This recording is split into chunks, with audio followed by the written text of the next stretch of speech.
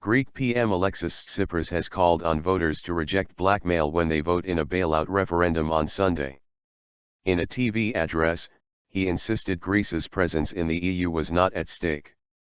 There were short-lived scuffles between police and protesters as yes and no rallies began in Athens on Friday. A Greek court has rejected a challenge to the legality of the referendum, in which voters will decide whether they support the terms of further international loans. It comes after tough talks with creditors, and EU leaders have warned that a no vote could see Greece leave the eurozone.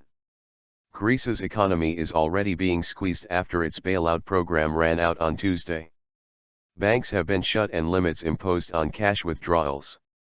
The head of Greece's banking association has warned that although the banks have enough funds until Monday, they will be dependent on the European Central Bank thereafter. It is a scene that speaks of suffering and exhaustion, and one that may well become the lasting image of the Greek debt crisis. An elderly man, sitting on the ground outside a bank, was photographed crying on Friday morning. The image, taken in Thessaloniki by AFP Sakis Mitralides, was widely shared on social media as soon as it was published. The man, whose name was not disclosed, was helped away soon after it was taken. His story is not known, but those of plenty of other pensioners are. Monthly pensions have gone down to an average of €833, $924, £594, from an average of €1,350 in 2009, according to INEGSE, the institute behind Greece's biggest union. Claims by Greek politicians that a no vote will strengthen their hand in bailout negotiations have been rebuffed by European leaders. Both EU Commission President Jean-Claude Juncker and Jeroen Dijsselbloem, head of the Eurogroup of finance ministers, have insisted a no vote will weaken the Greeks' position and that even a yes vote will not mean a deal is easy to agree. Several European officials have complained in strong terms about Greece's abrupt decision to hold a referendum on the terms of a bailout offer that they say is no longer on the table. But in a ruling on Friday, Greece's top administrative court rejected an appeal lodged by two individuals who had argued that it was illegal to hold popular votes on fiscal matters. Thousands of yes and no supporters gathered in separate squares of central Athens on Friday, and police threw stun grenades in brief scuffles with no protesters. Mr. Tsipras is due to speak at the No rally later on Friday evening.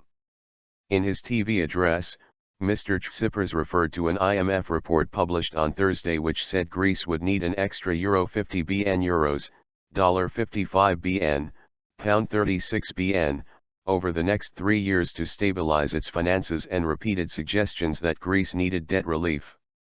The recent negotiations were over the release of a final tranche of bailout funds of €7.2 bn. Greece's mountain of €323 bn debt was not sustainable, Mr. Tsipras said.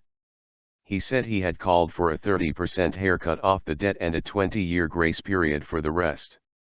Mr. Tsipras urged voters to reject the sirens of scaremongering. But he added, "Whatever we choose. Come Monday we are all together."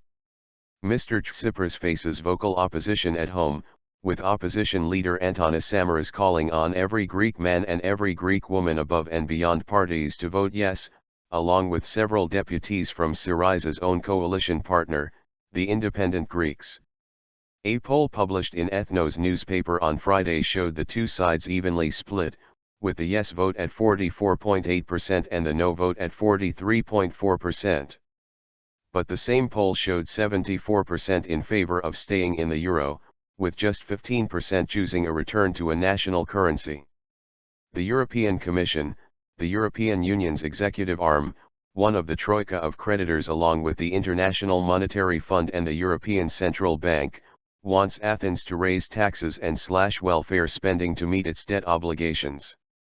On Tuesday, the previous eurozone bailout expired, depriving Greece of access to billions of euros in funds, and Athens missed a €1.5 bn repayment to the IMF.